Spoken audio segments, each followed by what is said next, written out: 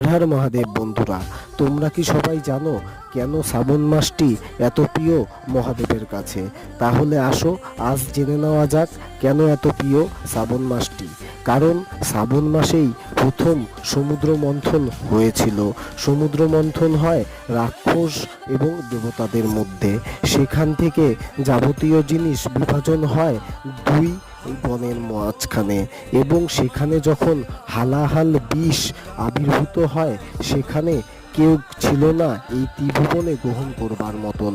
সেখানে আবির্ভূত হন স্বয়ং দেবাদিদেব মহাদেব, এবং দেবাদিদেব মহাদেব এই শ্রাবণ মাসেই গ্রহণ করেছিলেন হালাহাল বিষ। তাই শ্রাবণ মাসটি অর্পণ মহাদেবের জন্য। এবং শ্রাবণ মাসেই প্রথম মা পার্বতী ধ্যান নিদ্রায় বসেছিল মহাদেবকে বর হিসাবে পাওয়ার জন্য, এবং পরবর্তীতে তাদের বিবাহিত জীবন সম্পূর্ণ হয়।